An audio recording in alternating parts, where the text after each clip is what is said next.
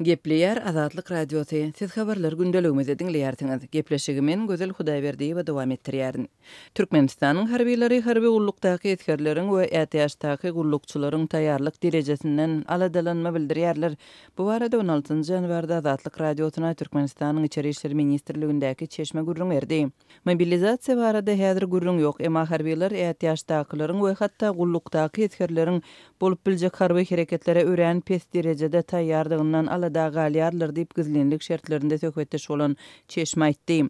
Türkmen etkerleriniň we ätiýaşdaky harbiýleriň taýýarlygynyň pesligi barada bildirilýän aladalanmalar Türkmenistanda harby gulluga ýaraýan raýatlary hatap almak çäresiniň fonunda öňe sürilýär.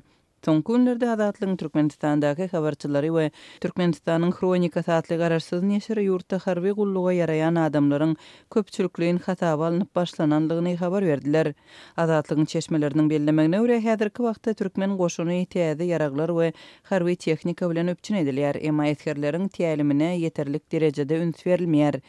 Yarag we harby tehnikamyz ýeterlik. Soňky ýyllarda Orsiýetde, Türkiýede we Hytaýda aktiw satyn alyndy. Emma harby gullukdaky etkerleriň olaryň sany 35 000 çemeti taýýarlygy öýränýär bet. Yaragy ulanyp bilmeýärler. Ätiýaşdakylar bolsa bu yaraglar bilen asla tanyş däl. Sebäbi olaryň köpüsi SSR-iň soňky ýyllarynda we garaşsyzlygyň ilkinji ýyllarynda gulluk edipdi. Şol döwürde köne Orsiýet yaragy bardy diýip Goranmak ministrligindäki çeşme belledi.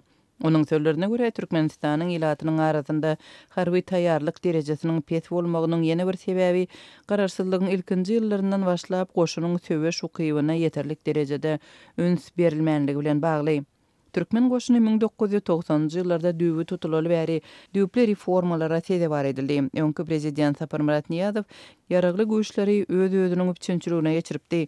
Bu ýagdaý etkerleriň sandan çykan köne eşikli ekin meýdanlarynda we hususy hojalyklarda işlemegine, mal bakmagyna we hatda köçelerde dilegçilik etmegine getiripdi. Şu gün hem goşunyň talaba laýyk derejede digini aýdyp bolmaz üstesine harby ýolbaşçylyk ätiýaşdakylaryň özlerini gara günde goýan hökümet üçin öz ganyny dökmäge jan etmejeginden howatyrlanýarlar diýip çeşme belleýär. Türkmenistanyň hökümeti ýaragly güýçleriň maddi tehnik köpçünçiligini kämilleşdirmegi döwletiň ileri tutýan meseleleriniň biri bolup durýanlygyny ençemedek eglan edipdi. Döwlet telewizionyny ýurt baş tutanyň harby bölümleri diýen saparlaryny ýygy-ýygydan görkezip durýar. Munyň bilen bir wagtda da türkmen harbiýleri ýurduň azy köpçünçiligine goşant goşmagyny dowam etdirýärler.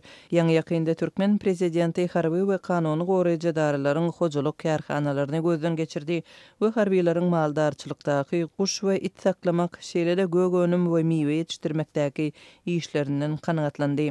Döwlet medeniýetine görä şeýle-de türkmen etkerleri häzirki wagtda prezident Gurbanguly Berdimuhammedowyň Derman ösümlikleri adly kitabynda gazalan ösümlikleri we daglyk ýerlerde bitýän püsse we hoz ýygnamak işlerinden gatnaşýarlar. Üstesine Türkmenistanda etkerler paxta ýygyma hem çekilýärler. Türkmenistanyň häkimetleri ýurtda harby gulluga ýaraýan raýatlary hasaba almak boýunça geçirilýän çärelerini resmi derejede agzamýarlar. Şeýle-de ýurdun Owganistan bilen serkedindäki ýagdaýlary kommentirlemýärler. Türkmenistanyň Owganistan bilen arasynda uzunlygy 800 kilometrlik döwlet serkedi bar. Azatlygyň Owganistandaky habarçylar bolsa, şu gün serkediň Owan tarapynyň tas ähli ýerleriniň söwüşçüleriň gözekçiliginde saklanýanlygyny aýdýarlar.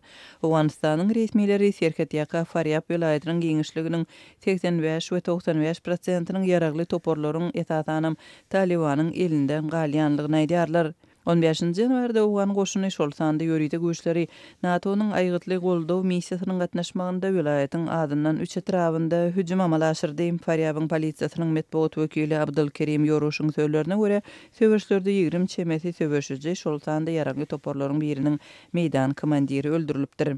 Faryab Owganistanyň Türkmenistan bilen serhetleşýän 5 vilayatynyň biri, onuň 9 etraby serhetde ýerleşýär. Owganistanyň serhet ýaka regionlary etnik türkmenleriň köplük bolup ýaşaýan ýeridir. Ýaragly toporlaryň hüjümleri zerarly müňlerçe maşgala öz oturan ýerlerini taşlap gaçyp çykmaga mejbur boldy. Olar henizem ýurduň beýleki böleklerinde wagtlaýyn lagerlerde, açyk meýdanlarda hem iýmetsiz gün görýärler.